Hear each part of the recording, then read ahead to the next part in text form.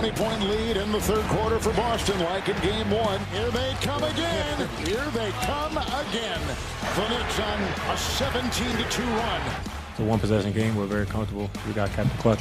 A chance for the lead here for the first time tonight. And the lead is one for the Knicks. Tatum maneuvering. Oh, the ball knocked away.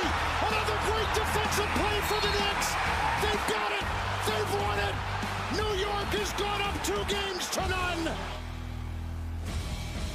So the impossible happens on back-to-back nights. In game one, or back-to-back games, I should say, Celtics had a 98% chance to win game one. They had a 99% chance to win game two. According to our analytics, there was a percentage chance of 0.015 that the Knicks would win both of these games. And no one is enjoying it more than Stephen A. Smith.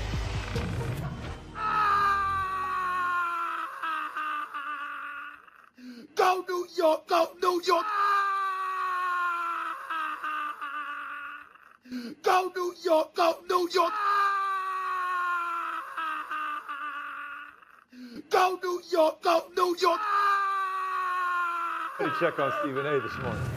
Okay, so it's typically understated Stephen A. Smith in his reaction there. And so we've been on this game so much of the... Big Perk, you all right?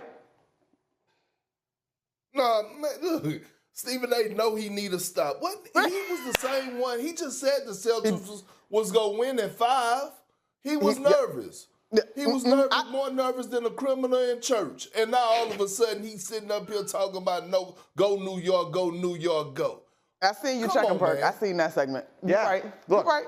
The bottom line of it is this. So we've come all this time into the show today, and we've talked a great deal about the Celtics and how they have fallen apart in these 2 games. And the reality is that is the storyline here, because you cannot come from 20 points behind without help. You can't do that all by yourself.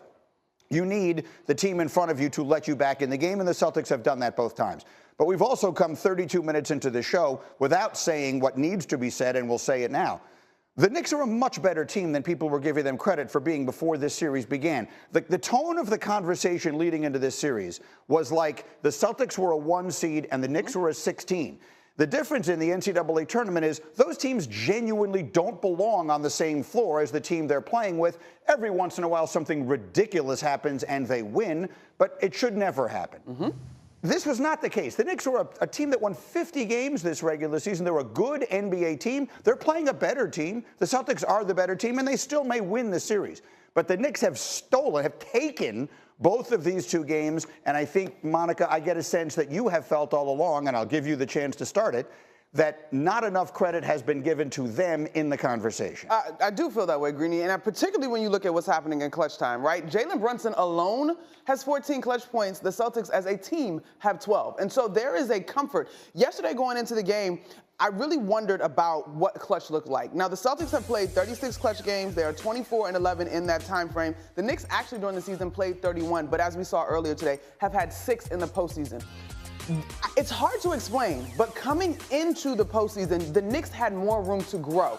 During the regular season, they only had, I believe it was 6 games that they had their entire roster available top to bottom in terms of having, go down the line, Bridges, Robinson, Brunson, right? So you really didn't have a chance to see the promise at all, except in that last game versus Boston that went into overtime. And so for me, they've just grown and gotten better. And like Josh Hart said, they've got the most clutch player in the game and the other team doesn't. That's real. Yeah, but they also, you have to credit the coaching staff, starting with Tom Thibodeau, has been preparing this team for this moment from day one. All he's talked about is game to game to game and getting incrementally better throughout a season. While the Knicks were going through their early growing pains, adding new players, changing up the whole roster. There were times it looked great. There were times you really worried about where it was headed. And he kept saying steady as she goes. And that locker room never changed either. The other thing I will add, too, and I know sometimes he gets, people hear it as coach speak, but it's true. And it's been true in the postseason. The game dictates and tells you what you need to do. They are defending the Celtics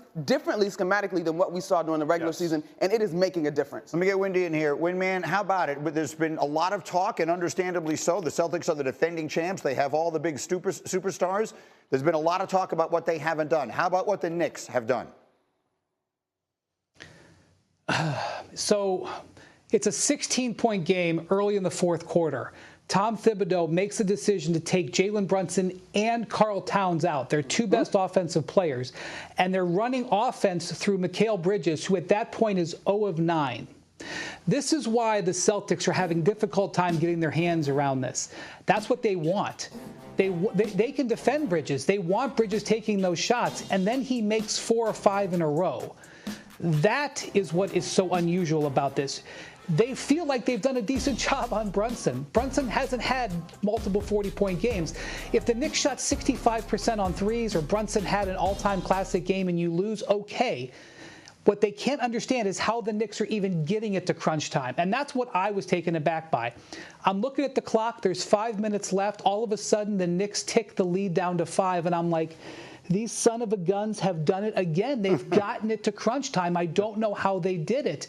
So I'm just having difficulty explaining this. And I think the Celtics are too. But I would have thought it wouldn't have lasted this long. 5 straight 3-point road wins or less. I've never seen anything like it. Go ahead, Perk. Oh, I'll tell you how it's happening. Come on, Perk. Number one, Greeny, I don't know the people around who had the tone that said, like, this wasn't, this was going to be a night and day type series. I had this series going 7 before it started, okay? That's number one. You did. Number two, Wendy, Tom Thibodeau, my Mbutu brother who I won the championship, is coaching his ass off right now. That's how they win it. The coaching and the trust. When Jalen Brunson and Karl Anthony Towns go to the bench, I see the pace pick up. I'm watching Mikal Bridges and Deuce McBride. They getting out in the open floor. They getting wide open threes before the Celtics are able to get their defense set. I'm watching Tom Thibodeau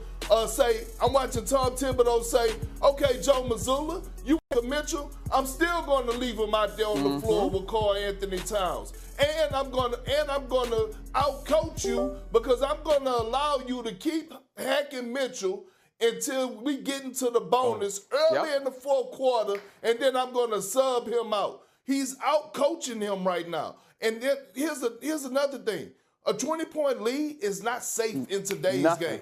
I wish people quit it's not. It's nothing in today's game in 2025. It is all the credit to the Knicks. And one guy I got to give a lot of props to, Josh Hart, the Swiss Army knife. He will cut you everywhere but loose. Does every single thing that doesn't show up in the stat sheet, the cutting off the basketball, the offensive rebounds. And can we show some love to the big cat? Where we at, 21-17? Only 1 3-point shot attempt last night. A monster in the paint. The Knicks are doing what they're supposed to do. They're getting dirty and getting it in the trenches while the Celtics are looking soft and looking cute. That's it. That's what it is. Perk, listen, Josh Hart last night goes 3 of 6 from the 3-point line. Derek White, 3-point shooter, shot 265 threes this year for the Celtics, 3 of 11. And so to Wendy's point in terms of why you're confused, I get it. Because the Knicks are doing everything that you would scout and want them to do, except it's backfiring on the Celtics. But that is one of the things, Greeny, that you just can't quantify statistically, the way that this group is playing together and the confidence they have. There is another thing that is going on here that I think is, it comes through the television. And so Monica and Wendy, you guys being in the building, I'm sure you feel it. When there were reasons why Phil Jackson, when he